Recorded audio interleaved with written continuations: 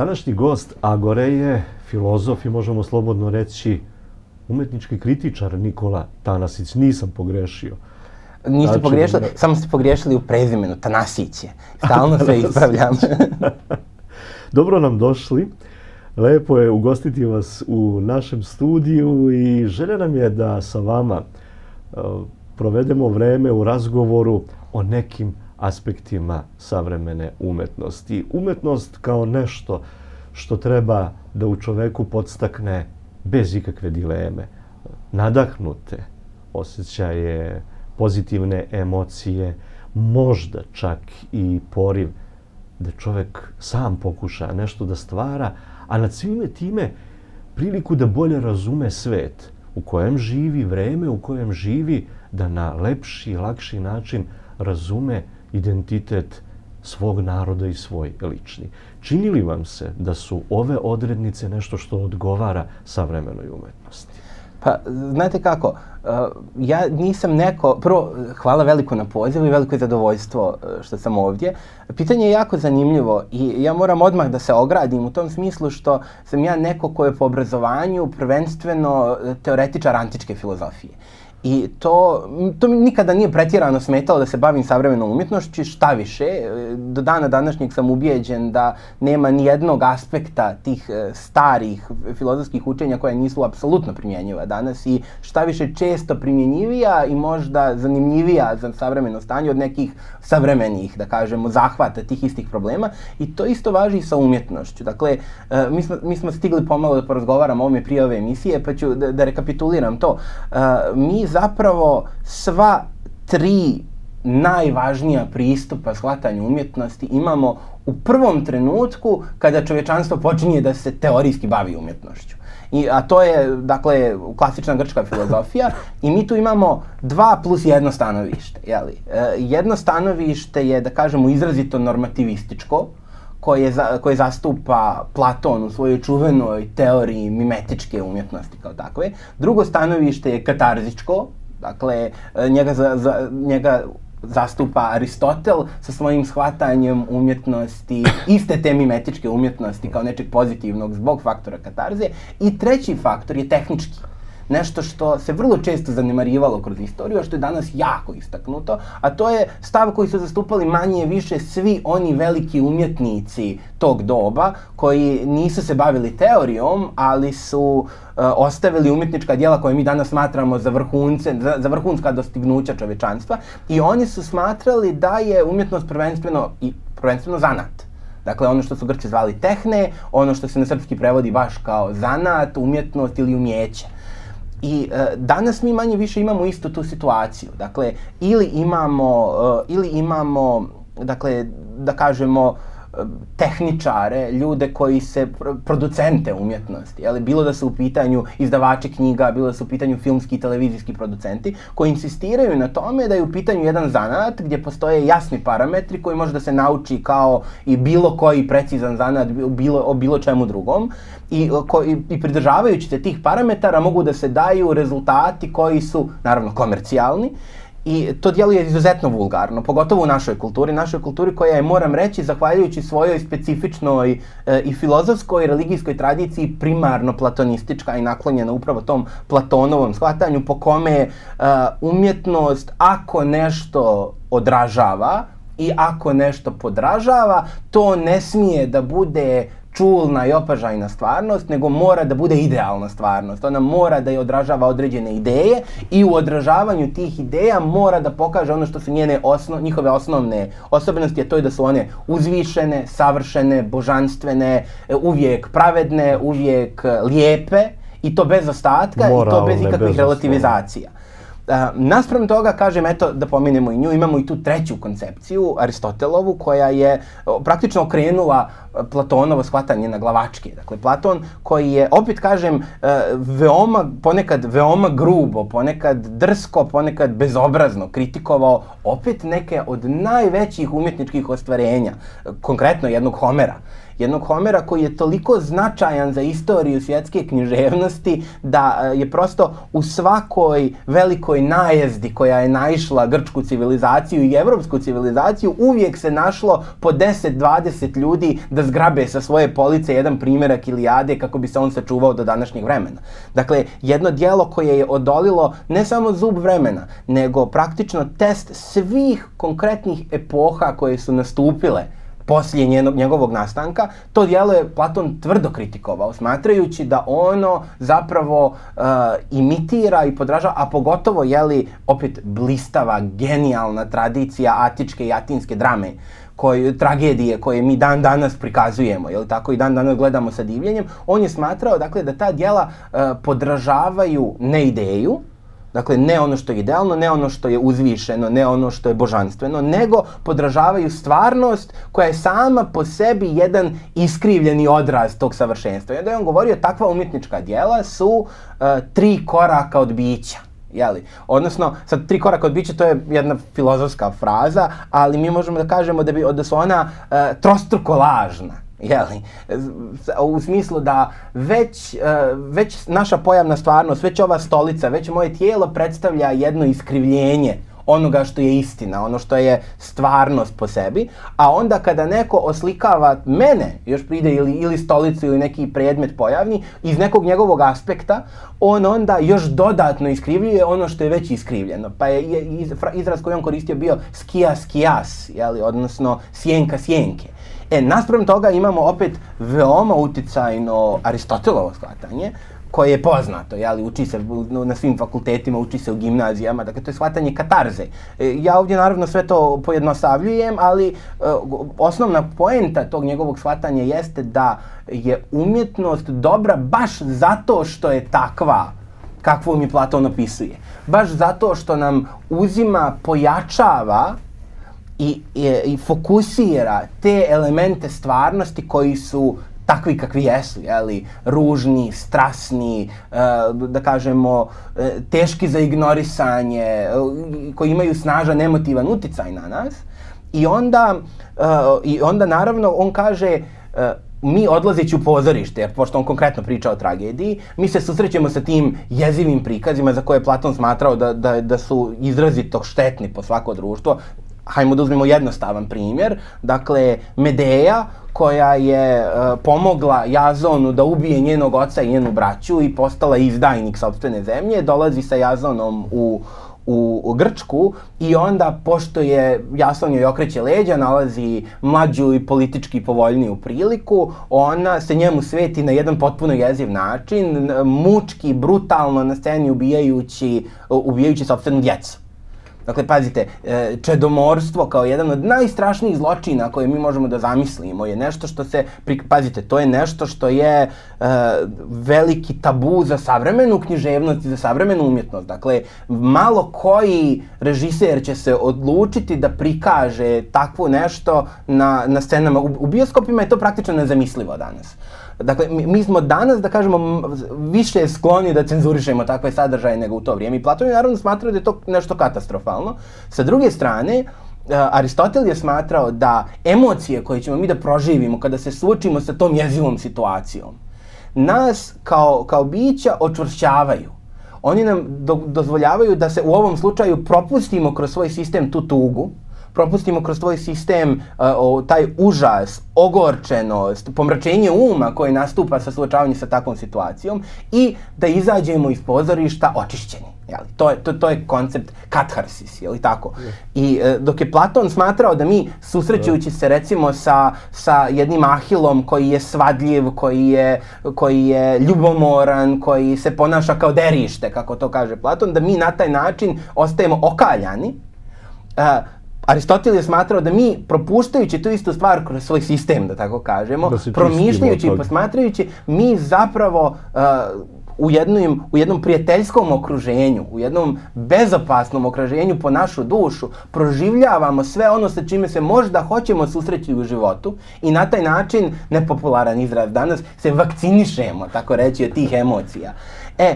Ono što tu zaista imamo jeste da su svi ti koncepti primjenjivi na umjetnost savremenosti. I pošto je naravno kod nas u Srbiji veoma kontroverzno pitanje šta se uopšte može smatrati umjetnošću i kažem, mi smo kao narod platonisti i mi smo skloni da kažemo to nije umjetnost, podrazumijevajući da umjetnost mora da bude nešto sa velikim U, da to nešto mora da odgovara upravo tim visokim standardima božanstvenosti, uzvišenosti, ljepote. Ali dakle, ako uzmemo umjetničko djelo kao takvo, pa uzmemo jedno čak koje je neosporno, mi ćemo da vidimo sva tri elementa koja smo nalazili u staroj Grčkoj.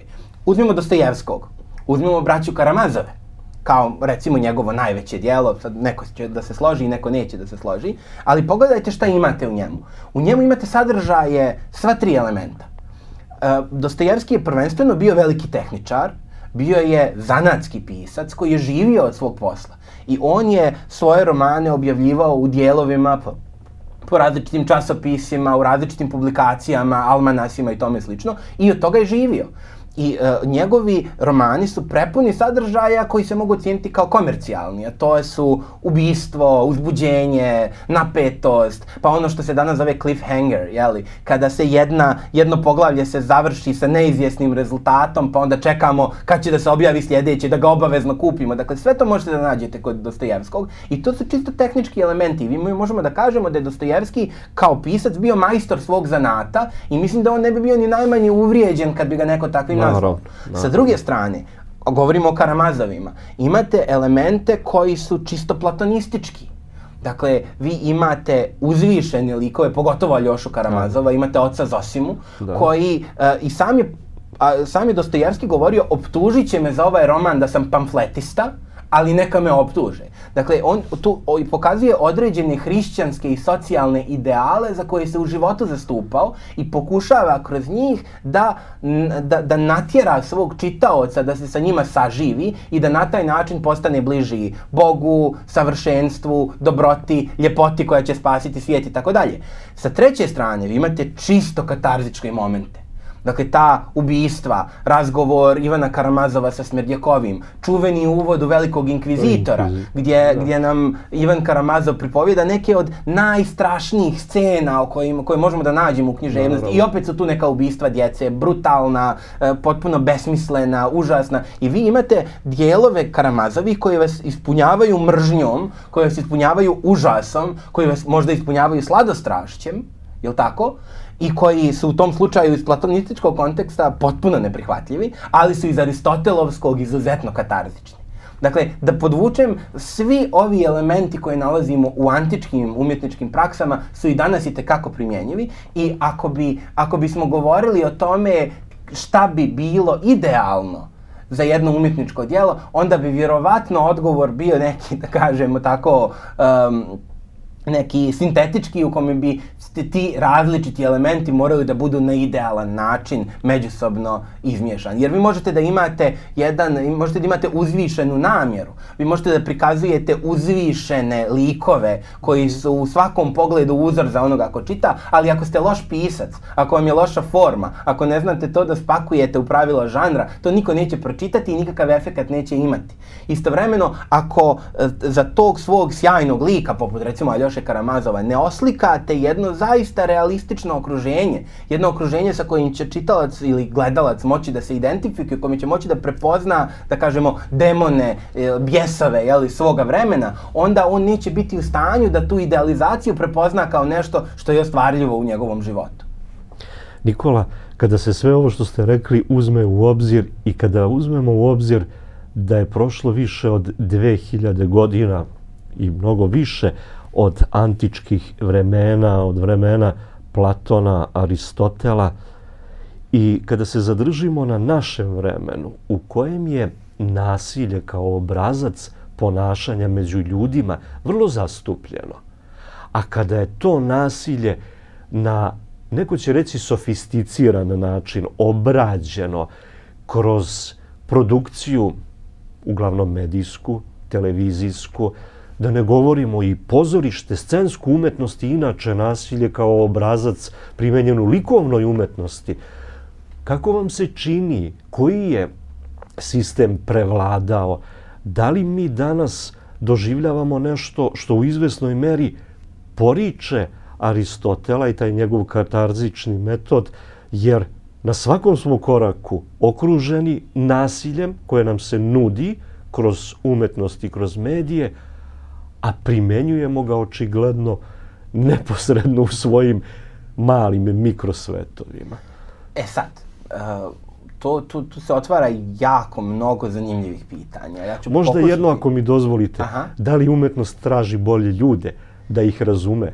Da razume umetnost. Pa Aristotel nam je govorio da tragedija prikazuje ljude malo boljim nego što jesu, a komedija prikazuje ljude malo lošijim nego što jesu i da je jedno i drugo neophodno, jeli, da bi to bilo uspjelo kao takvo. Vas neće zanimati tragični polog, nećete se identifikovati sa tragedijom koja se dogodila nekome ko je neki šonja, kukavica, bjednik ili tako. Sad ako pogledate recimo Červjakova Čehovljevog, jeli, on nije tragična ličnost u pravom smislu. To što se njemu događa nije tragedija. To je, mi bismo rekli, tragikomično, to je, da kažemo, bizarno ili možemo kažemo satirično. Jeli?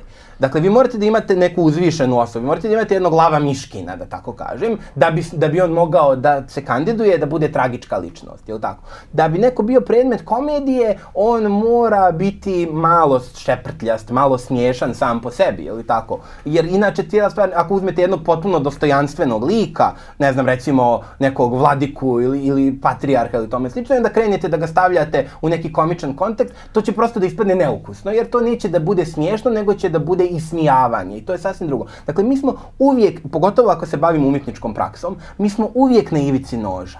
Dakle, mi uvijek balansiramo između ukusa i neukusa. Uvijek balansiramo između žanrovskog kvaliteta i odsustva tog kvaliteta. Uvijek balansiramo između vulgarnosti i idealnosti, između realnosti i zapravo upravo između vulgarnosti i realnosti, ako ćemo da govorimo. Dakle, ja mislim da je efekat nešto što se može dobiti tek kad se umjetničko djelo pogleda u cjelini. Ako govorimo o nasilju, pa evo, pogledajmo, vratimo se opet na istu tu priču. Dakle, činjenica je da imamo trend, pogotovo u televizijskoj produkciji, sve, da kažemo, to je izraz koji je sada popularan, sve grafičkijih, jeli? Dakle, sve očiglednijih, sve napadnijih scena nasilja u televizijskoj i filmskoj produkciji. Bioskopska produkcija je specifična, zato što zbog različitih ograničenja bioskopi su jako skloni da cenzurišu nasilje kao takvo i da ga prikazuju na jedan posredan način. Na primjer, vi imate Quentina Tarantina, koji je na glasu najnasilniji režiser Hollywooda, dakle on je poznat po rijekama krvi koje se prolivaju u njegovim filmovima, ali njegovo nasilje je visoko estetizovano, ono je stavljeno u potpunosti u funkciju narativa i ako vidjet ćete, većina tih takozvanih grafičkih scena se događaju izvan kamere. Dakle, sve ono što je istinski strašno i odvratno, sve ono što nije stripovski ritualizovano, sve ono što nije pomalo i smiješno, on uvijek stavlja izvan kadra. I to je manje više situacija sa bioskopom. Televizijska produkcija danas koja ima širu publiku, koja više zavisi od privlačenja baš širokih masa, ona danas je postala mnogo okrutnija u tome. Ali opet možemo da kažemo, ja još uvijek nisam gledao filmske scene, doduše možda je malo i ukus moj takav, ali nisam gledao filmske scene koji će da prevaziđu grafičnost nasilja u okupaciju 20 slika Lordana Zafranovića. Dakle, to je ta čuvena scena u autobusu gdje je, dakle, klanje ustaških žrtava prikazano bez trunke umjetničke intervencije. Osim u činjenici da nisu pravi ljudi zaklani, jel tako, nego su u pitanju kostimi i tome slično. I to je zaista nešto najmučnije što može vizualno se vidi, to nije nešto što može svako da gleda. U tom smislu, naši standardi nasilja u umjetnosti danas su daleko ispod toga, ali Lordana Zafranovića niko neće optužiti da glorifikuje nasilje. Zato što je njegova scena nasilja bila stavljena u potpuno jasan kontekst. Htjela je da prikaže nešto što je nedvosmisleno, ono što se zove u teoriji radikalno zlo, a i kao takva se našla u jednom okruženju jednog visoko estetizovanog filma koji je zaista sjajno umjetničko ostvarenje bez ikakvog spora iz perspektive bilo kog kritičara. Sa treće strane, opet možemo da se vratimo na antičku tragediju, koja je zaista u svojim sadržajima strašnija i brutalnija i krvavija od bilo čega što možemo da vidimo na savremenoj televiziji. Mi smo imali skoro ovu veoma vulgarnu, 24-časovnu predstavu Olimp kod nas u Sava centru. Kako je vaše mišljenje o tome? Pa ja sam izrekao previše mišljenja na tu temu za nekoga ko uopšte to nije gledao. Tako da nije pretjerano ukusno od mene da mnogo to komentarišem, ali ono što mogu da kažem jeste da je iz moje perspektive kao nekoga koji je teoretičar antike, prikazivanje nečega što traje 24 sata i pozivanje na kontinuitet sa antičkom dramom, dakle, koja je bila strogo vremenski ograničena, koja je podrazumijevala određena vrlo stroga pravila mjere. Dakle, to je već samo po sebi krajnje neukusno i neprimamljivo. Tako da, mogu samo da kažem da ono što je meni izrazito smetalo, dakle, svako može da prikazuje šta hoće da prikazuje i sigurno će za to naći publiku. Ali ono što je meni smetalo jeste to uporno insistiranje da takva vrsta predstave predstavlja nekakav kontinuitet sa antičkom dramom, što zaista nisam vidio nikakvog osnova da može da se kaže. Ali, sa druge strane, opet primjer. Dakle, naša javnost je bila šokirana scenama koje su bile prikazane na sceni i koje su naravno pažljivo snimljene, prebačene u novine i tome slično, postale tema sama za sebe. A sa druge strane, kažem opet, to je zaista blago i bijedno u atmosferi u kojoj vi danas živite u vremenu u kojem postoji pornografija.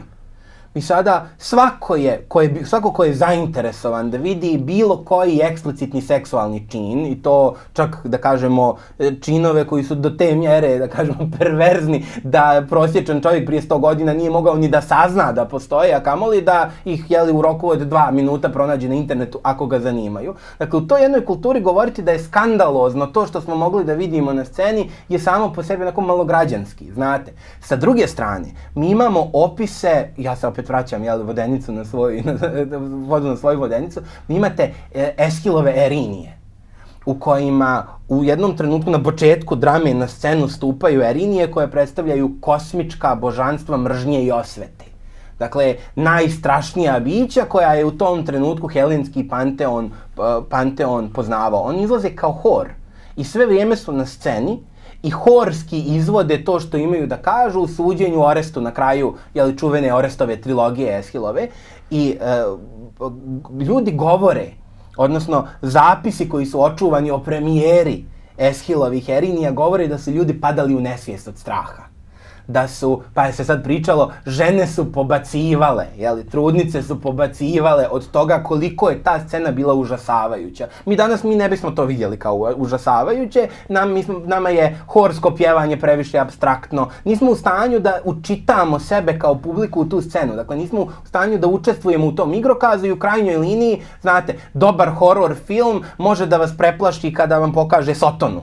Ali Sotona je neko ko postoji u našoj mitologiji, pa bili mi hrišćani ili muslimani ili ateisti, opet to je nešto mi prepoznajemo i može da nas uplaši dobra pojava Sotone u nekom filmu, ali neće da nas uplaše Erinije. Ali Grcima koji su bili dio te kulture, njima je ta pojava bilo nešto strašno. Ja nisam vidio nikoga da je izašao iz te 24-časovne predstave, ne znam, prvo koju niko nije ni odgledao od početka do kraja, možda neko i jeste, da je izašao, svi su govori, katarzično iskustvo, pa dobro, da 24 sata ne jedete, ne spavate, pa jest prilično onako, kao da ste otrčali maraton, pa i to ispunjava na neki način. Ali tu vrstu osjećaja, dakle, da je vas neko prestravio do gole kože, što radi dobri horor filmovi, da ste se isplakali iz dna duše, što se kaže, što radi dobra tragedija, da ste se ismijali, da vas je stomak zabolio, što rade dobre komedije, danas i uvijek su radile.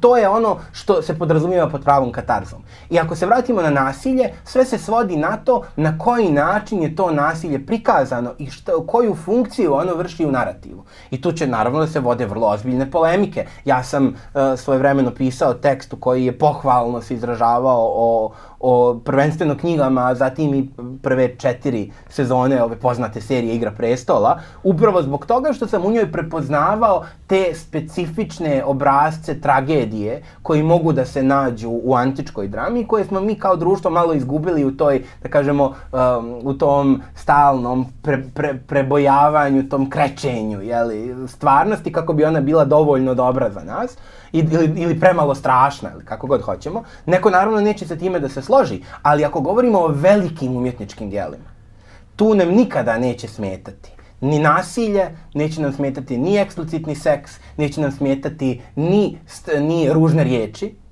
I postoje filmovi, pozorišna djela, književna djela u kojima mi to možemo da prepoznamo. Dakle, niko nama neće da kaže da treba Dostojevskog cenzurisati zbog tih jezivih scena nasilja o kojima pripovijeda Ivan Karamazov pred poglavlje o Velikom inkvizitoru i tako dalje. Dakle, isto tako možemo govoriti o Tarantinu kao visoko estetizovanom nasilju, možemo govoriti o filmovima koji su glupavo nasilni, možemo da govorimo o porodičnim dramama koje glorifikuju nasilje u porodici, a da niko nikoga nije tu udario. Znate, nema nikakvog udarca na sceni, ali prosto relacije, način na koji je tekst napisan, način, ono sa čime mi izlazimo nakon što smo film ili knjigu pročitali, nas ostavlja u takvom stanju da se tu ispostavlja da je to u pitanju jedna alegorija ili jedna vrsta, da kažemo, grandifikacije nasilja.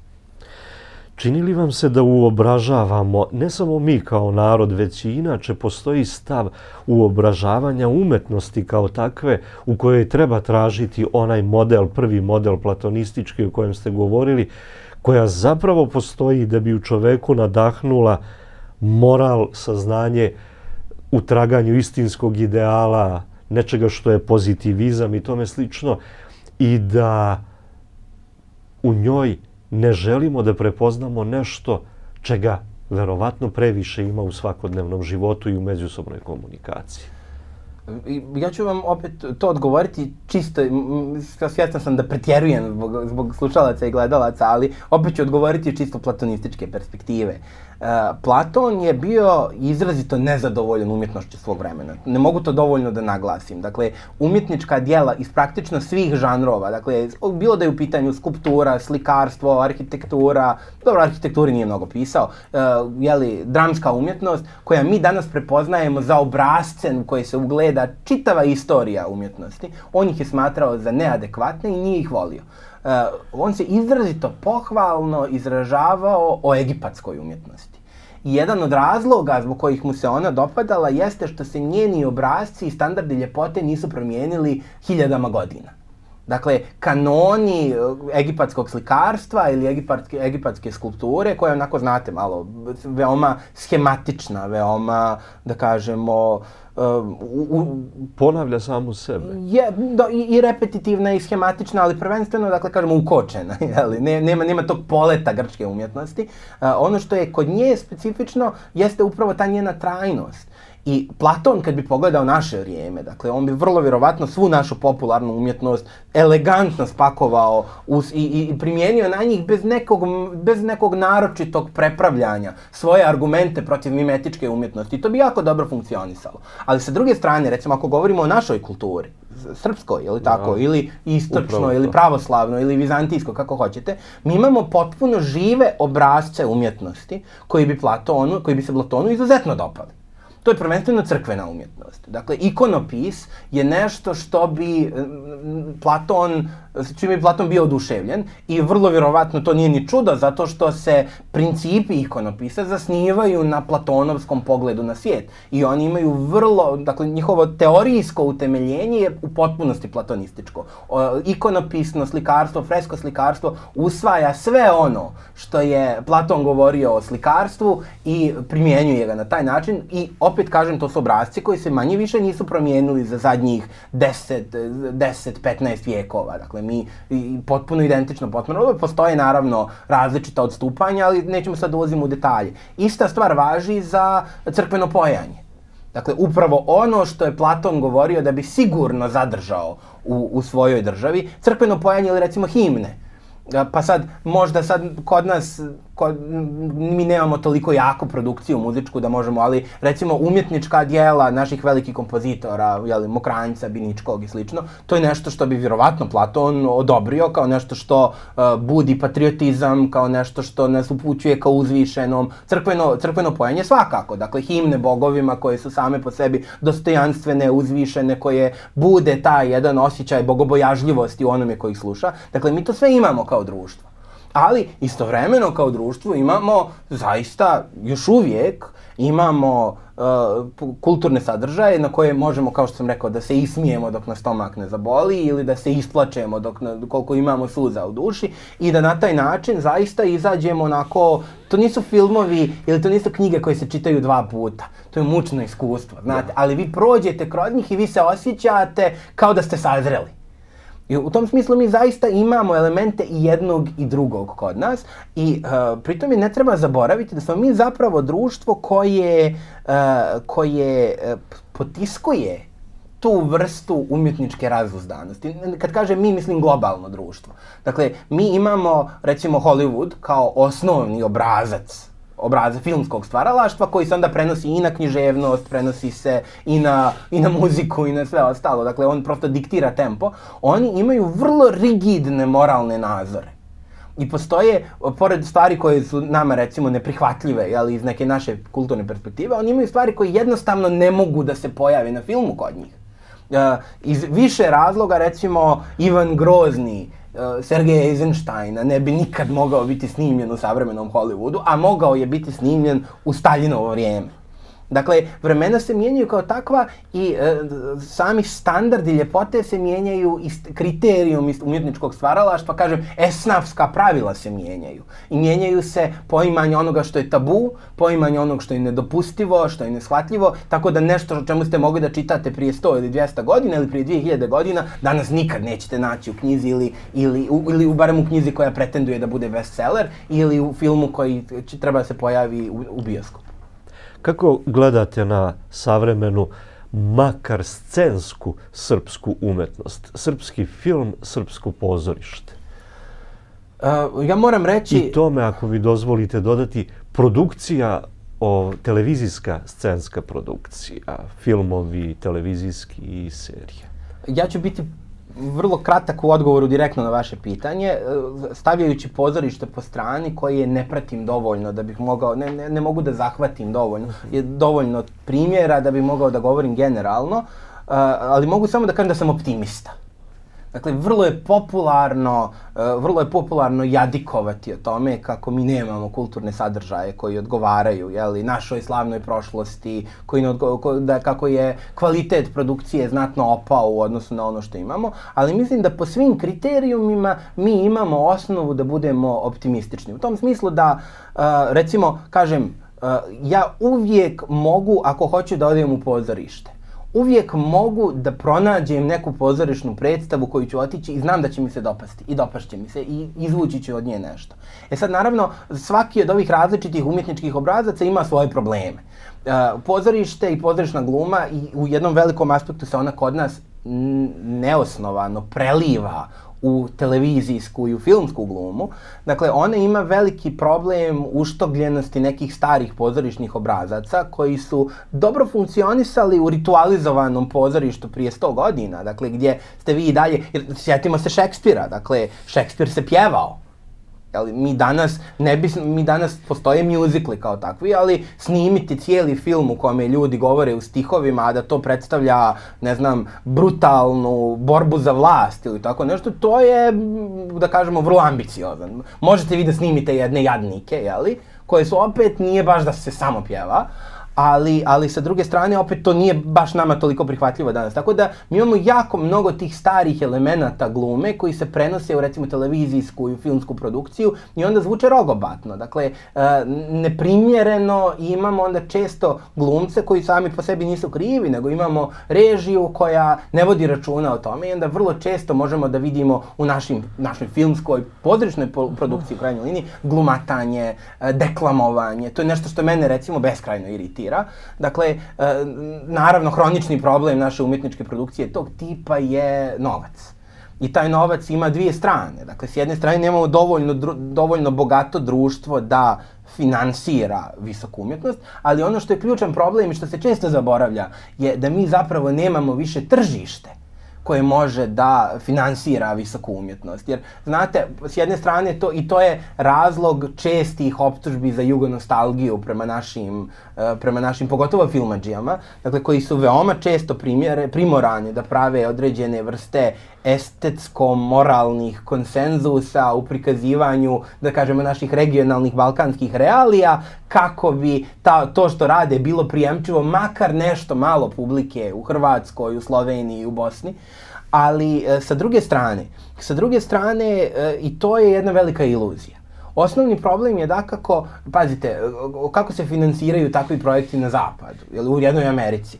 Pa s jedne strane vi možete da garantujete ako snimite takav i takav film na takvu i takvu temu, da će njega pogledati toliko i toliko ljudi u bioskopima. Takođe, uložit ćete toliko i toliko novca da postarate se, da garantujete da će toliko i toliko ljudi da dođe. Pa imate blockbustere, filmove sa kojima su svi užasnuti. I ni publici se nisu dopali, kritičari su ih razapeli na krst, ali su ih svi gledali. Svi su ih gledali zbog novca uloženog u reklamnu kampanju, koji višestruko prevazilazi količinu novca uloženog u samo snimanje filma. I to je sad jako smiješna stvar. Vi recimo možete da snimite za 1, 2 miliona film u istočnoj Evropi i onda ako hoćete da ga vidi neko u Americi morate potrošiti još 20 miliona da bi to uopšte došlo tamo u bioskope. Dakle, ali kažem, tamo ima dovoljno gledalaca, tamo ima dovoljno gledalaca koji će vidjeti tu reklamu koja se nađe u filmu. Tamo imate dovoljno veliko tržište koje će da vidi da je sponzor vašeg filma ta i ta firma pa će da kupi vaš proizvod. I to je sve nešto što kod nas davi produkciju u tom banalnom smislu prosto novca koji je potreban da vi snimite film kakav hoće Srbija da gleda. A mi imamo taj problem. Dakle, mi smo kao društvo visoko amerikanizovani. Dakle, to je, nikome nije prijatno, to ne zvuči toliko lijepo, ali to je činjenica. Dakle, mi smo još pri komunistima gledali hollywoodsku produkciju. Mi smo odrasli na Clarku Gablu, odrasli smo na filmovima i Kubricka, i Spielberga i tako dalje. I naše društvo hoće da gleda takve filmove.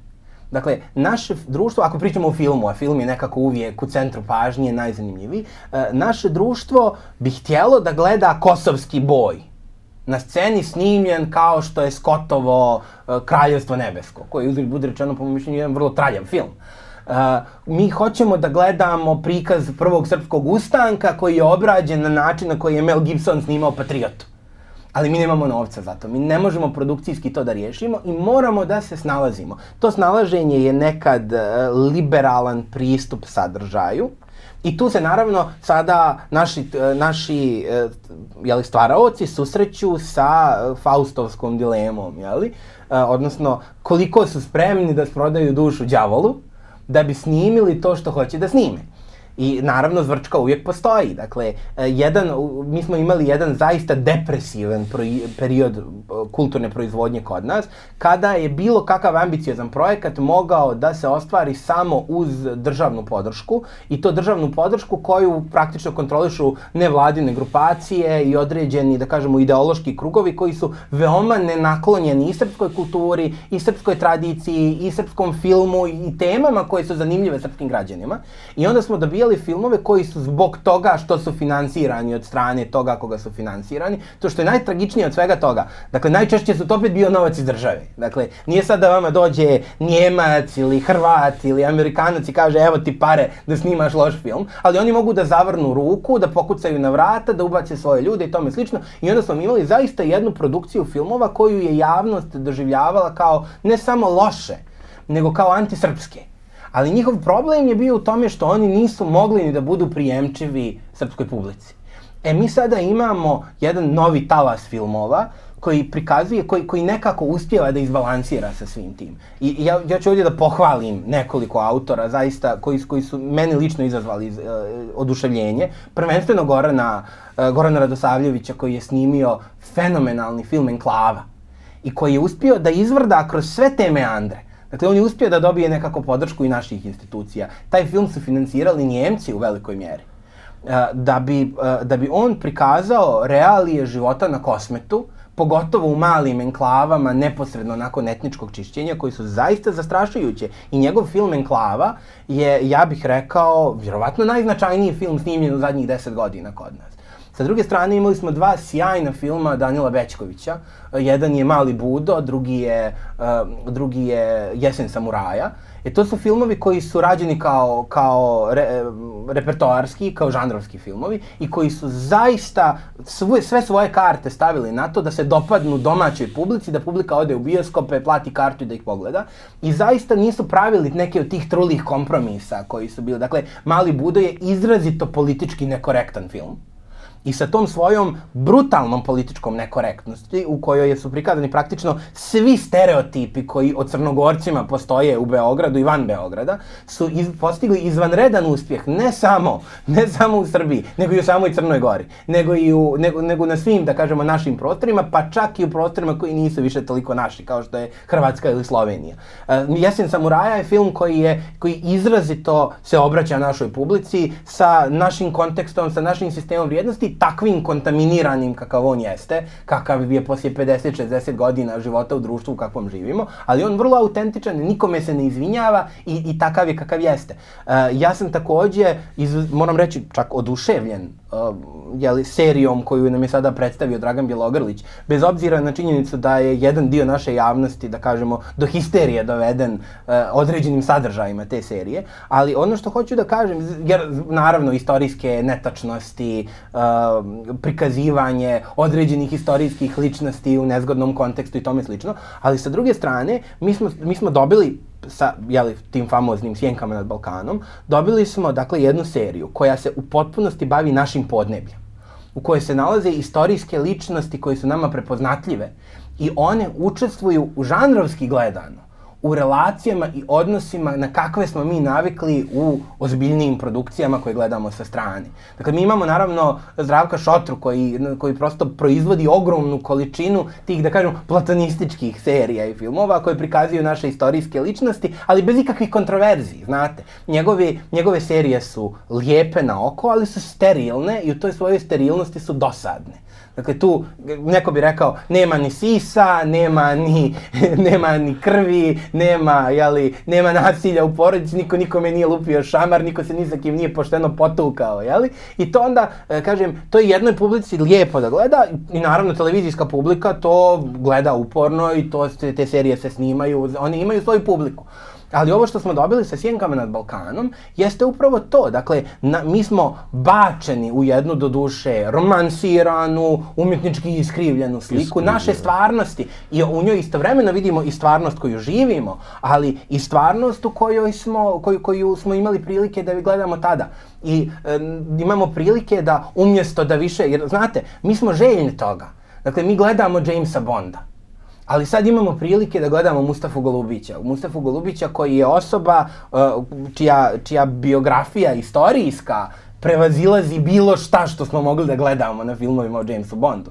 Mi gledamo čitav niz istorijskih drama stranih, mi sada imamo priliku da gledamo jednog barona Vrangela, koji je ostavio velikog traga na našem društvu i sad naravno rusofili su veoma razočarani, i to je opet taj platonistički moment, rusofili su razočarani činjenicom da se on prikazuje kao neko ko je svjestan činjenice da se neki od njegovih kozaka bave kriminalnim aktivnostima i kažem opet, to je taj platonistički koncept. Ne možemo heroje da prikazujemo u bilo kojoj nedoličnoj situaciji. I to ima logike, znate, ali to pomalo miriše na onu vrstu filmske produkcije kako bismo zamislili u jednoj Sjevernoj Koreji. I osnovni problem s tim je što je to dosadno. Mi ne volimo heroje koji su upeglani, koji se ne bave nikakvim, u kojima nema ni trunke mraka. Znate, ti kozaci, kako ih je prikazao Bjelogrlić, su toliko uzbudljivi. Oni su toliko harizmatični, oni su toliko sjajni, oni toliko dominiraju scenom. I to je naravno publika i prepoznala, reakcije publike su vrlo pozitivne. Ja mogu samo da pomenem, nema srpskijeg kulturnog sadržaja od narodnih pjesama o Marku Kraljeviću. I Marko Kraljević je upravo taj obrazac pravog junaka za našu produkciju. Ja se iskreno nadam da kad malo naša umjetnost staje na noge, da ćemo imati prilike da vidimo Marka Kraljevića na sceni, a da nije u nekoj parodičnoj varijanti kao što smo imali prije u reklamama ili u satiričnim serijama kao što smo imali. Dakle, Marko Kraljević koji je jedan razbojnik, koji je jedan hajduk, koji je neko ko ima toliko prijeku narav da ubije nevinog čovjeka samo zato što mu se malo zamjerio. Dakle, on je jedna osoba koja je književno prikazana kao izrazito kontroverzna, kao neko ko je u svakom pogledu kriminalac i to ne samo iz perspektive pravnog sistema Otomanskog carstva, ali mi njega obožavamo. Mi njega obožavamo do te mjere da je on naš najveći nacionalni heroj. Dosta tog aspekta može da se prepozna u tim nekim našim u novoj produkciji. S jedne strane, glavni junak Jeseni samuraja je takav jedan tabadžija koji ne zna ništa drugo nego da se tuče, a u duši je dobar momak i onda se spetlja i počne da se bavi raznoraznim sumnjivim radnjama. Isto tako vidimo čitav niz ličnosti koji su blistave ličnosti naše istorije, kao što je knez Đorđe Karađorđević, kao što je, kažem, pomenuti baron Vrangel, Mustafa Golubić. I to su svi ljudi koji se bave nekakvim ružnim radnjama u toj seriji, ali su istovremeno tu i tu su da ih mi volimo, tu su da ih mi prepoznamo kao autentične junake naše kulture. Čini li vam se da u trenutku kada se susrećemo sa nesumnjivim problemom u sticanju realnog identiteta kao narod, u nama još uvek dominira više jugonostalgičnosti nego osjećaja da pripadamo jednom dubokom korenu srpskog društva, srpske civilizacije. Da ovakvi plodovi umetnosti kakve ste pominjali, koji imaju i za i protiv unutar sebe, mogu pomoći srpskom narodu da bolje identifikuje sebe, srpskom pojedincu da bolje identifikuje sebe, jer čovek kao, da tako kažem, slabo biće traži identifikaciju sa nekim nadmoćnim, superiornim, markantnim, makar u svojoj istoriji, makar u svojoj umetnosti. Ili zapravo tako nešto od umetnosti ne treba tražiti? Ima jedna sjajna rečenica u legendarnoj knjizi doktora Miše Đurića Vidovdanska etika, koja je u mnogome jedan od fundirajućih etičkih spisa za, ako ćemo da govorimo o srpskoj nacionalnoj etici, jeli?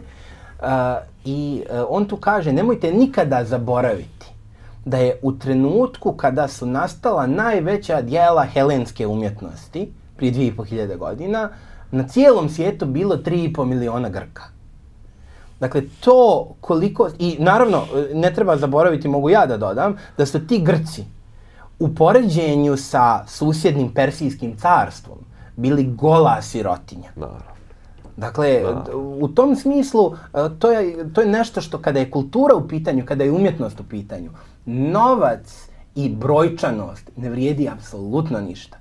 Jer vi pogledajte istoriju našeg naroda u zadnjih 200 godina. Ona je uvijek prepuna i neko ko je ciničan, moći će u doslovno svakom blistavom periodu razvoja da vam pronađe bijedu, sirotinju, nemaštinu, nepravdu i tome slično. Ali svaki od tih perioda ostavi iza sebe određene proizvode kulturne, određene umjetničke kulturne proizvode koji dan danas prosto blistaju i zasjenjuju nas. Mi zaista živimo u vremenu koje je globalno gledano dosta palo sa kvalitetom umjetničke produkcije. Ali to ne znači da je ono palo sa sopstvenim sistemom vrijednosti. I ja sam do malo prije govorio o filmskim serijama i filmovima koji su, da kažemo, prilično kontroverzna stvar, utoliko prije što nekome se dopadaju, nekome ne dopadaju. Ali mogu da vam navedem jedan vrlo nekontroverzan primjer. U stvari, možda ne nekontroverzan, ali svakako manje kontroverzan primjer. Postoji nešto što se zove srpska estrada. Nju vrlo često zovu balkanska estrada, zovu je, dakle, govorimo o generalno muzičkoj produkciji koja postoji kod nas. Ta muzička produkcija, da, ona pravi određene konsenzuse, ona je pod jakim uticajem muzičkih produkcija susjednih zemalja, dakle, vi možete prepoznati elemente što turskog zvuka, bugarskog, Dalmacije, centralne Evrope i tome slično. Ali, ako vi pogledate ono što je muzički mainstream u Srbiji, vidjet ćete da je taj mainstream na srpskom jeziku i vidjet ćete da je to u pitanju muzika koja je ukorijenjena u kulturnim obrascima ovog prostora. Da, ona je usvojila jako mnogo elemenata džeza, mi imamo sjajnu džez scenu. Usvojila je blues, usvojila je rock'n'roll, usvojila je moderne instrumente. Ali u koji instrument nije bio modern u nekom trenutku? Violina kojom se svira Svilen konac, jedna od, da kažemo, najkarakterističnijih srpskih pjesama, ili famozna srpska harmonika koja ima svoju školu prepoznatljivu u svijetu, ili srpska truba. Jel? To su instrumenti koji su, ajde, violina malo ranije, ali harmonika i truba su došle u Srbiju u 19. vijeku, pa su neraskidivi dio našeg kulturnog identiteta. U tom smislu, dakle, mi imamo muzičku scenu na srpskom jeziku sa sopstvenim instrumentima, sa sopstvenim muzičkim obrascima. Mi imamo muziku koja danas izbacuje popularne pjesme koje koriste balkanski sedmo-osminski ritam koji ne postoji nigdje drugo i nikoga ne koristi. Naspram toga vi imate Francusku i Njemačku, velike, prebogate zemlje kojima težimo, koje ne samo da njihov umjetnički mainstream je nešto proizvedeno u Americi, dakle, ne samo da nemaju ni blizu toliko jaku, popularnu kulturnu produkciju, a pazite, kulturna produkcija je prvenstveno ono što održava narodnu kulturu. Dakle, visoka umjetnost je jedna druga stvar i to je druga tema. Ali, dakle, njihova kulturna produkcija se proizvodi u Americi. Velika Britanija, ako hoće da snimi neki od tih blistavih filmova o britanskoj istoriji koje mi svi volimo da gledamo, ona mora da nađe američkog producenta. Naspram toga, dakle, njemačka muzika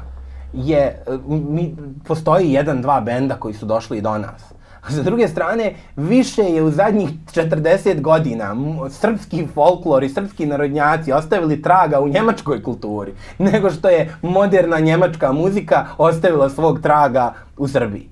Ali naravno to ne znači da u Srbiji ne izvodimo u našoj filharmoniji i da ne slušamo velika ostvarenja velikih njemačkih kompozitora koja su se probila prosto zato što su bila sjajna. Bez obzira na to što iza njih nije stojala velika imperija, nego su stajale pocijepane njemačke državice. Dakle, to je ono što ja hoću da kažem i što sam vam rekao u razgovoru ranije. Dakle, koliko god princip slobodnog tržišta bio jedna velika šarena laža i ni na koji način ne funkcionisao u globalnoj ekonomiji, on itekako funkcioniše na planu globalne kulture. Jer ako vi imate kulturni sadržaj koji je vrijedan, nema tog novca i nema te masovnosti koje će njega da sakrije.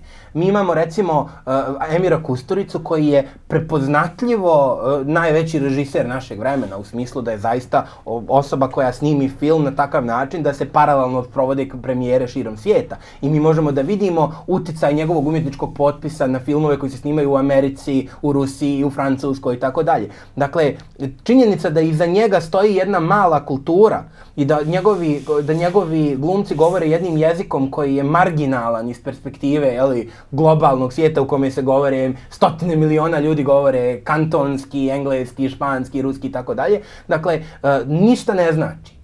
Sad, naravno, i pogotovo u savremeno vrijeme YouTube-a, u savremeno vrijeme, da kažemo, te horizontalne komunikacije u kojoj stari autoriteti gube svoju snagu. Jer pazite, vi ako snimite film koji će da se emituje na televiziji prije 40 godina, koji će se emituje na BBC-u ili na RTS-u, na Radio Beograd, vi ste mogli da garantujete svom filmu kultni status, bez obzira kakav je njegov kvalitet. I mi zaista danas se sa sjetom sjećamo mnoštva kulturnih sadržaja koji nisu bili ne znam koliko kvalitetni, ali su toliko ponavljani i nisu imali konkurenciju tim ekonomskim rječnikom, da su oni nama prosto omilili. Danas jednostavno vi nemate ni mogućnost da postignete tu vrstu uticaja. Dakle, vaš autoritet umjetnički mora da bude zasnovan na kvalitetu.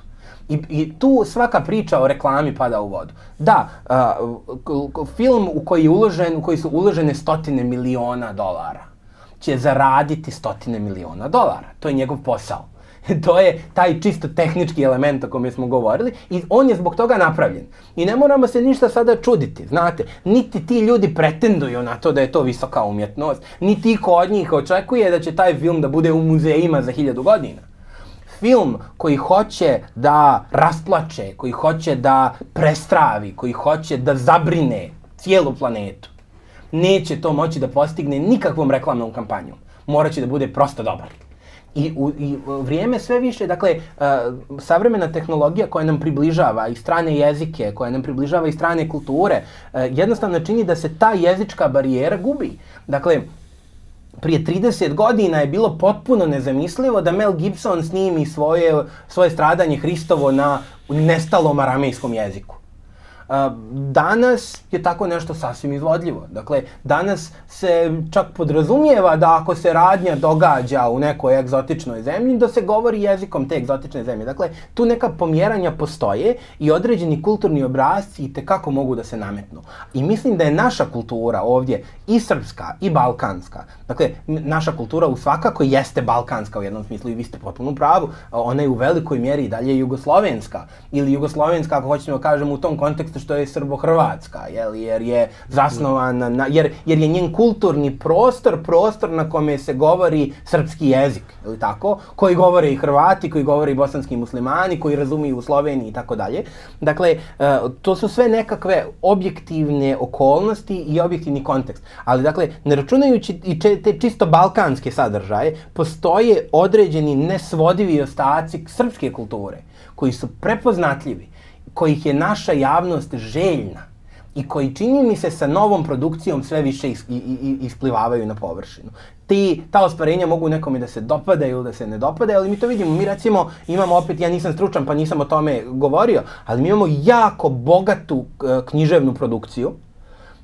To nije književnost, dakle nisu to još uvijek nikakvi Andrići i Crnjanski, ali mi imamo jako bogatu produkciju recimo srpske fantastike, pogotovo istorijske fantastike, snima se, piše se i objavljuje se jako mnogo romana o srpskom srednjem vijeku, o vitezovima, vladarima i tome slično. I tu imate melodrame koje su, da kažemo, onako čisto bogotražiteljske do onako uzbudljivih, akcionih romana gdje se vitez bori sa zmajevima i ne znam nija sa čime. Dakle, naša publika ima prilike da čita takve knjige iz svoje sopstvene proizvodnje i svoje sopstvene mitologije. I ja mislim da je naša publika toga gladna i ja mislim da su naši režiseri, producenti, izdavači toga postali svjesni i da ćemo u narednom periodu imati sve više i filmova, i knjiga, i pjesama koje su pravljene za onoga ko će to da gleda, sluša i čita, a ne za onoga ko to finansira. A oni koji finansiraju će biti spremni da finansiraju zato što će mnogo ljudi to htjeti da sluša, gleda i čita. I to je jedan zdrav kulturni obrazac koji kod nas nije funkcionisao, dakle koji je kod nas doveo u jednom periodu do kidnapovanja kulture i njenog stavljanja u funkciju jedne, da kažemo, antidržavne, antinarodne propagande. Potpuno otvoreno to možemo da kažemo, ali mi se čini da, znate, nijedan režiser neće to, mislim, imate ljude koji su ideološki ostrašćeni, ali nijedan režiser neće da živi i snima i radi u Srbiji, a da ga cijeli narod mrzi. Dakle, neko će da bude doveden u iznudicu, nekoga neće biti briga, ali svako bi najradije da snima filmove koje bi svi da vole. I to je ono što je uvijek u korijenu svake priče o kulturi. To je ono što Dostojevski u krajnjoj liniji kaže: ljepota će spasiti svijet. Jer narod je na kraju željan ljepote. I srpski narod je željan, dakle naša publika je željna priča u kojima su heroji hrabri, u kojima su istorijske ličnosti harizmatične, u kojima su djevojke lijepe, ili tako? Željen je sadržaja na koje je navikao u svojim drugim kulturnim proizvodima. Jer zašto bih ja recimo gledao neku dosadnu domaću seriju, kad ja mogu da uzmem da čitam srpske narodne pjesme, koje su bomba, koje su toliko uzbudljive, koje su toliko moćne. Dakle, recimo Marko Kraljević i Musa Kesedžija u poređenju sa recimo Ilijadom i Odisejom u potpunosti ispunjava sve kriterijume dobrog pripovjedanja koje žanrovski koristi dobar hollywoodski spektakl. I to je ono što sad mi želimo. Mi, kad uzmemo da čitamo o Marku Kraljeviću, mi imamo hollywoodski spektakl koji nam pritome prikazuje elemente naše kulture i našeg jezika, ali nemamo to na filmu.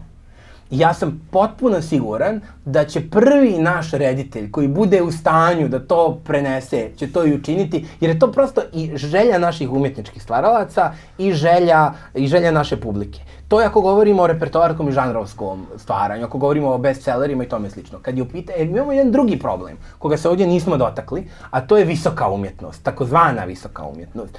Ona je u velikoj mjeri kidnapovana. Dakle, ona zadržava taj oreol, jedne od, da kažemo, prikopčanosti direktno na svijet ideja Platonov. Ona ima, ali funkcioniše po principu carevog novog odijela. Dakle, znate, vi možete da date čovjeku sa pijace da čita na Drini Ćuprija, a možete to da date švedskom akademiku i oni će da se slože da je to jedno vrhunsko umjetničko djelo. Međutim, sada imate umjetničku produkciju koja je sama sebi svrha, koja radi po principu Eurovizije. Da. Dakle, imate Euroviziju koja je jedno takmičenje. To takmičenje ima svoje financijere, ima svoju publiku, unutrašnju zatvorenu publiku, ima svoje proizvođače kulturne i oni prave jednu te istu stvar koja se opšte prihvaćena nikome ne dopada, ali je svi gledaju jer je izreklamirana i nema šta drugo da se gleda tu nedelju veče. I svi su manje više, malo ko je time oduševljen.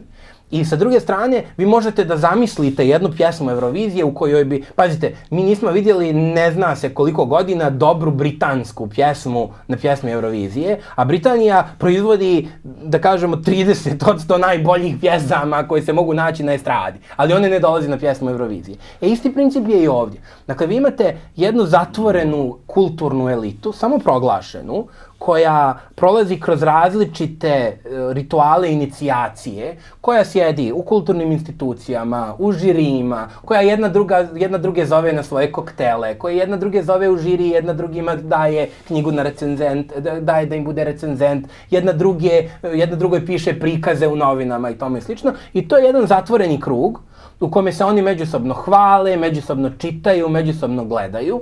I ako bilo ko sa strane dođe i kaže pa meni ovo nije neka umjetnost, oni ti kažu ti si papak, ti si seljačina, ti si džiber, nemaš ti pojma, ti si primitivni Balkanac, ovo je prava umjetnost. I sad mi ostali, ako nećemo da budemo izloženi toj vrsti šikaniranja, mi ćemo da klimamo glavom, kažemo pusti ove i da gledamo, čitamo nešto što nas zanima. To samo po sebi nije strašno, problem je samo zato što ta vrsta kulturne produkcije koja je jalova, impotentna, ona povlači jako mnogo budžetskog novca. Onog trenutka kada mi u Srbiji budemo imali malo više demokratije, pa kada onda demokratski izabrani predstavnici u državnim institucijama Srbije, uključujući kulturne institucije, budu u stanju da kažu, toj samoproglašenoj kulturnoj eliti, znate šta? Ovo je potpuno nerelevantno za našu srpsku kulturnu scenu, ovo niko kod nas neće da gleda, ovo je, možete da tražite nevladine organizacije ili financijske sponsore ili korporacije da vas financiraju, ali mi ćemo da izdvojimo svoj novac za nešto što je dio ove kulture. Ili nešto što je ovoj kulturi relevantno, ili nešto što će građani ove zemlje da smatraju za relevantno i kulturno uzvišeno. To je nešto što se kod nas još nije desilo, a nije se desilo, dakle, s jedne strane, i to treba pomenuti, zbog te uzurpacije kulturnog života od strane ljudi koji su, prosto govoreći, kolonijalna elita. Sad da kažem, ima onaj odvratan izraz koji ja vrlo često koristim, naravno iz Tarantinovog filma, ali vrlo primjenjiv, dakle kućni čamuga. To su bili kućni upravitelji plantaža na jugu Sjedinjenih Američkih Država koji su bili crnci, ali su bili najveći mučitelji i da kažemo bili su posrednici između robova i robovlasnika koji su imali čak svoje mjesto za stolom, koji su tretirani kao ravnopravni, iako su i dalje bili robovi. To je naša kulturna elita i u velikoj mjeri takva kulturna elita. Dakle, to su, kako ih prepoznajete? Pa prepoznajete ih po tome što su jako hvaljeni, a jako slabo gledani. I kažem, neću nikoga da imenujem zato što je to delikatna stvar. S jedne strane, ja nisam neki naročit konzument toga, pa da sad mogu opet da to ozbiljno kritikujem, ali s druge strane, i pri tome ne treba zaboraviti da u predstavnicima te elite ima ostvarenih umjetnika. i umjetnika čija djela su umjetnički relevantna, iako su recimo moralno problematična ili su nacionalno problematična. Dakle, ništa tu nije crno-bijelo. Ali generalno imamo tu jednu atmosferu koja podrazumijeva, koja, da kažemo, uspostavlja jednu vrstu monopola na kulturu, gdje se kulturom i umjetnošću proglašava nešto dekretom, umjesto da to prođe bilo koju vrstu probe interakcije sa publikom. Ta publika se njima divi, odnosno njihova probrana publika se tome divi po principu carevog novog odjela, svi kažu da je to umjetnost, pa ću i ja da kažem da je umjetnost, ali taj koncept posustaje upravo na osnovu te žanrovskog koncepta. Dakle, ljude to ne zanima. Ljudi to neće da gledaju, ljudi imaju svoje provjerene kulturne obrasce, što domaće, što strane. I očekuju od svojih umjetnika da po sadržaju pariraju onome iz naše kulture što smo voljeli iz prošlosti, a po kvalitetu i po formi da to bude na nekom razumnom nivou konkurencija stranoj zapadnoj produkciji koju mi također gledamo. To je veliki zadatak za naše umjetnike, ali kažem opet, ja sam optimista i mislim da se oni iz godine u godinu sa tom zagonetkom koju treba da razriješe i raščivijaju sve bolje snalazi. Nikola, hvala vam što ste bili gost Agore, Narodne televizije Snage naroda, i pružit će nam priliku savremena umjetnost da na neku sličnu temu ponovo porazgovaramo. Želim vam svako dobro. Hvala veliko na pozivu, bilo mi je zadovoljstvo. Nikola Tanasić Tanasić je bio gost Agore. Svako dobro.